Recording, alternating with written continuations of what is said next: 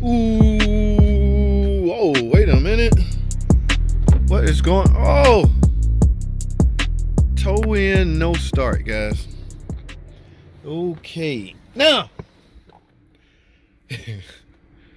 at least you can't say they didn't try. They gave it a shot.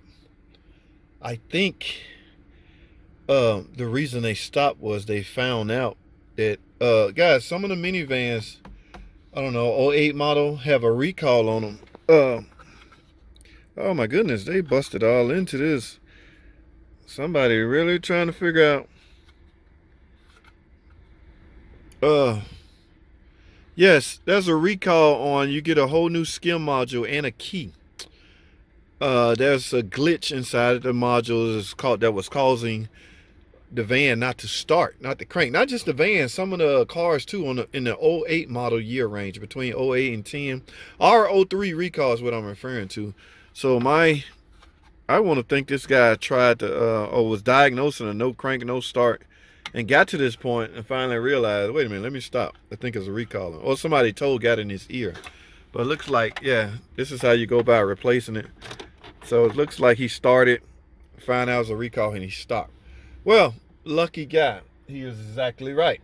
He has a recall, and what's really lucky for him is it's showing incomplete. Meaning, it hasn't been done yet. In fact, that's why they gave me this box here. So, what do you get when you do you get a recall of such? I want to say you get a Skim module, and lucky you, 2 brand new keys, guys. Just imagine if something was wrong with your key anyway, or you only had one.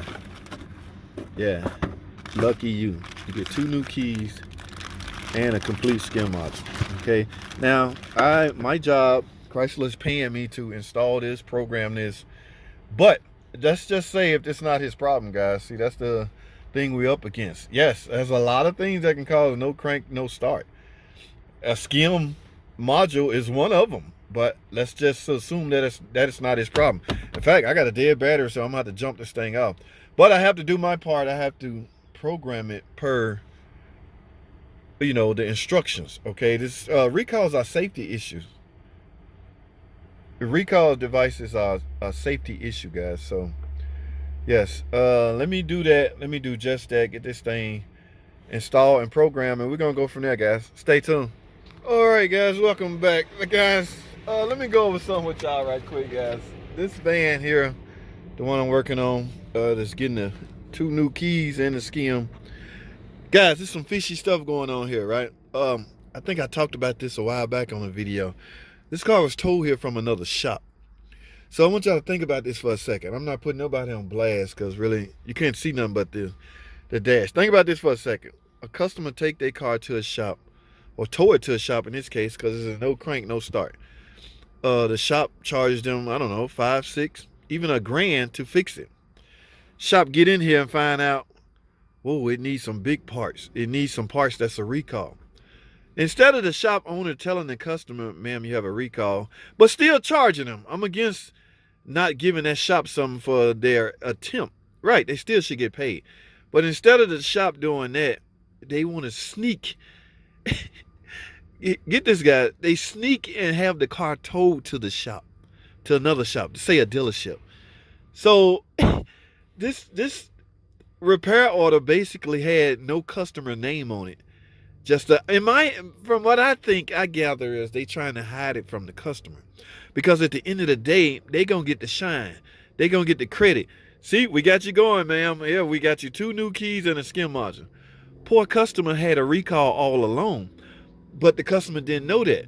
So I want to alert everybody out there too. I know there's a saying about dealership that goes, you know, everybody got their own little saying, stealership. They'll rob you blind. They take too long. They charge too much. But guys, if nothing else, you're going to have to visit a dealership from time to time. Sooner or later, if nothing else, when your car first drive on a dealership lane, they're going to run your VIN. That VIN is going to tell them everything they need to know about the car, including if you have recalls available. This could have been avoided.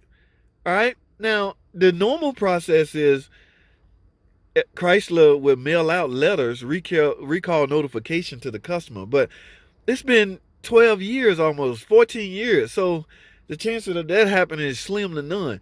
But a recall is lifetime, okay? So it never runs out. So I feel bad for this customer. Now, again, I'm no snitch. I'm not going to put the shop on blast.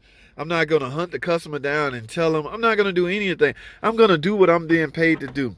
Come out here and install this and program it. Okay, in fact, I have to stop right here because I didn't take all of this apart.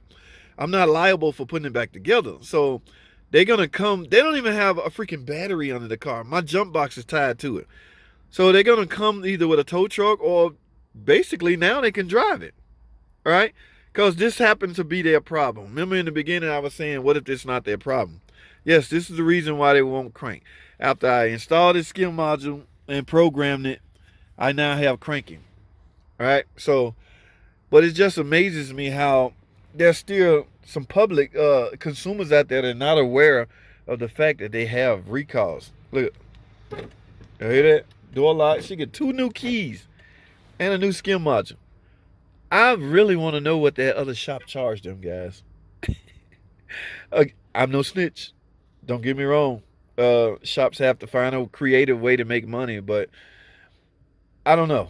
This is a sensitive topic, and I'm not going to put my foot in my mouth. And, you know, but, guys, follow up on your cars. Take your VIN. There's so simple ways now you can check for recall on your own car. Just run your VIN through a database. That database will check it for you if it's incomplete or not. This recall was incomplete. This is an 08 model, guys. We are now in 2022. So this car been out there in the world 12, what is it? I don't know, a decade without this recall being done. And it finally has failed.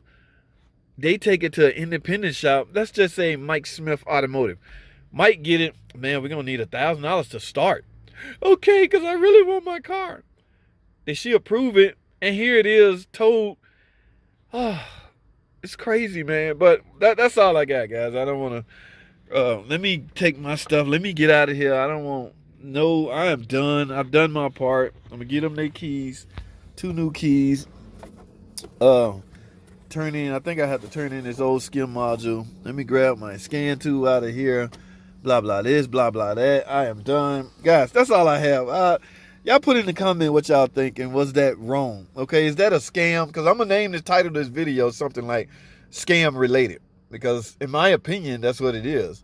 All right, the poor customer don't even know her car is at the facility getting a recall done. She's constantly, now I just found out the shop owner been calling, when it's going to be done. It took a while for this to get here. We had to order this. It take like a week or 2 weeks. This car been here 2 weeks. I checked this out 2 weeks ago. We didn't have a part, so I had to wait till the part get here. Now that the part is here, I got it done. Now we move forward. So could you imagine what excuses the shop owner is telling the customer? Man, we almost got it figured out. Well, give us another day. They jump on the phone, call the dealer. What's going on? JT got it. It's almost done. It's done. All right, we're coming to get it.